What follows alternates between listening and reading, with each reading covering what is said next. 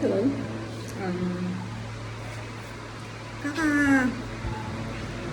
kaka blood pressure ano ko lang na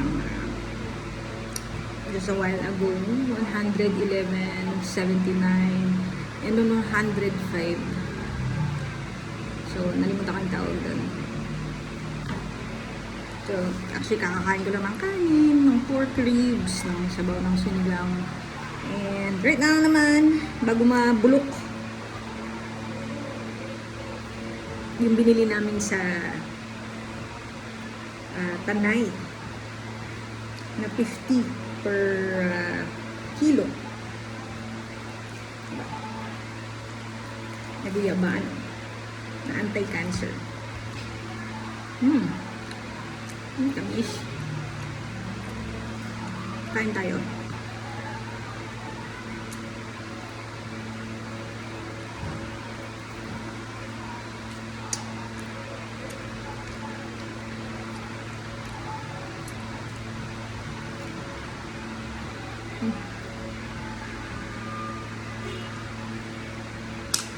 Kung 50 pesos lang sana yung kilo nito dyan sa kanto, mapapadals bili ko.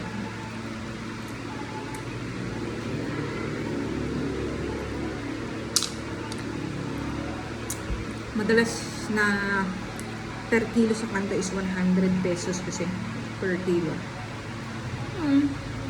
Hinayang ako. Ang Marikina naman, pag summer 70,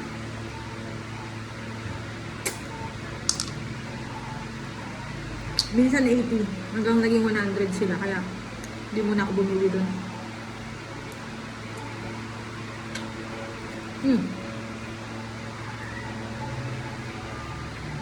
Montalban mura to eh. I mean, reasonable lang.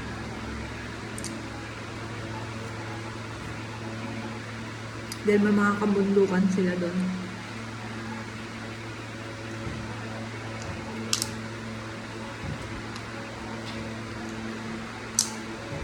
Ataka ako dito sa San Mateo. May bundok pa naman. Pero puro subdivision.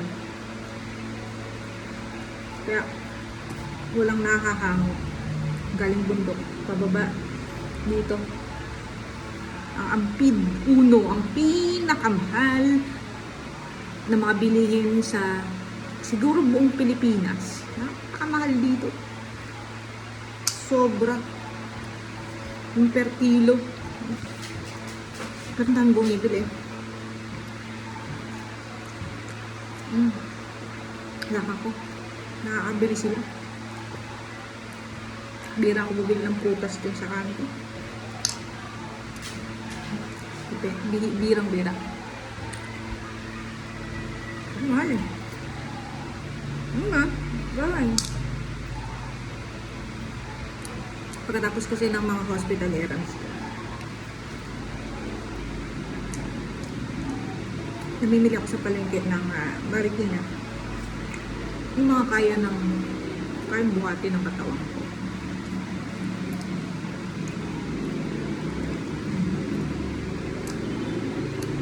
Hindi ko na kaya.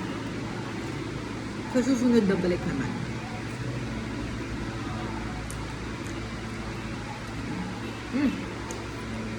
Lately pala, may napansin ako sa Dali. May suha sila doon. 79 pesos. Tapos naglabas itong CSM. Meron pala silang 85 din. 95 isa. Pero before that, 200 per kilo. Ay, sorry, 200 isang piraso. Nasuha. Grabe naman yun. 200. Malupit. Sino ba nakadiscover dito sa Pilipinas ng weighing scale? Noon, tumpok system eh. Yung weighing scale yung Mahirap. dapat isang peraso. May presyo na. Weighing scale, grabe.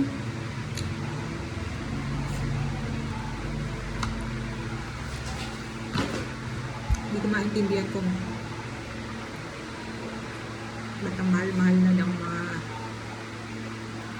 per kilo ng prutas dito. Naturing ng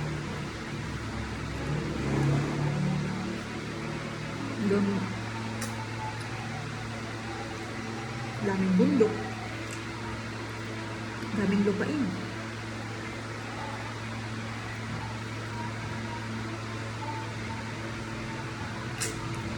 Who controls it?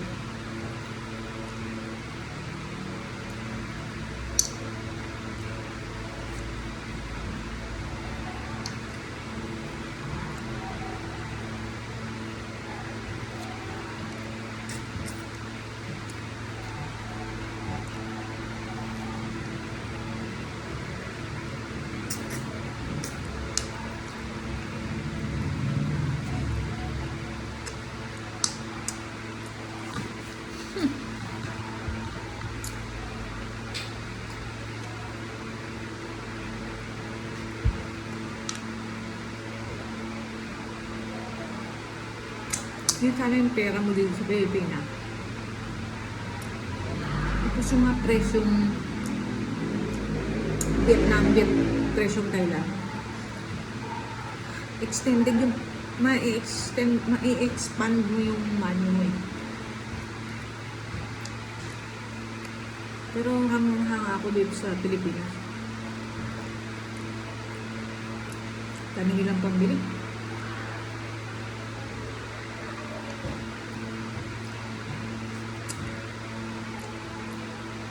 Masanay na sila dun sa presyo. Na ganun.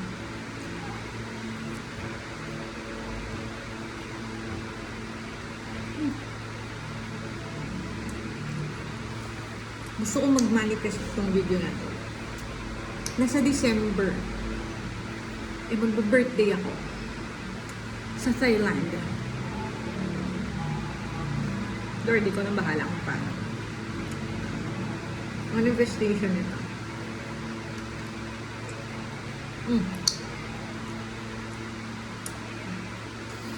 Hindi ko alam kung paano.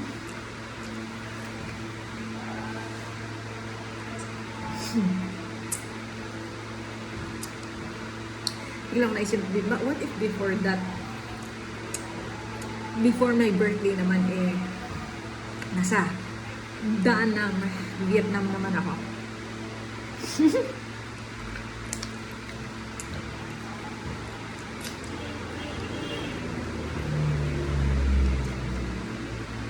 Diba?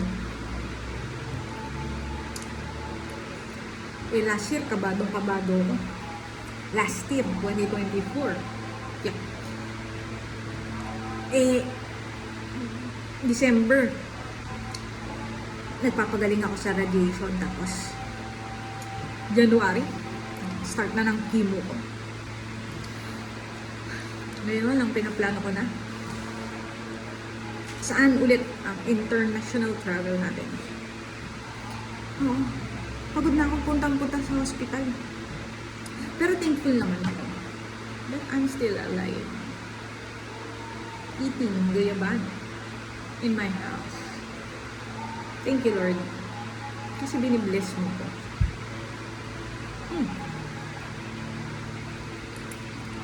Lahat to. Galing kay Lord. Hindi nga ka pinagbabayaan.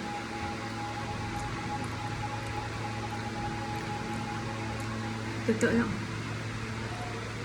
Dami niya binibigyan mga tao. Coming my way.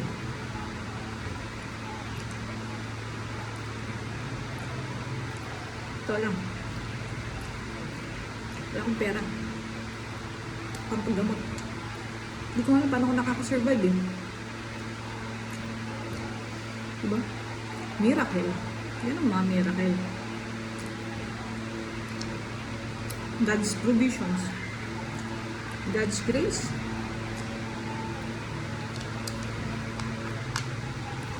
Amen. We're done. Lord, thank you. Thank you so much.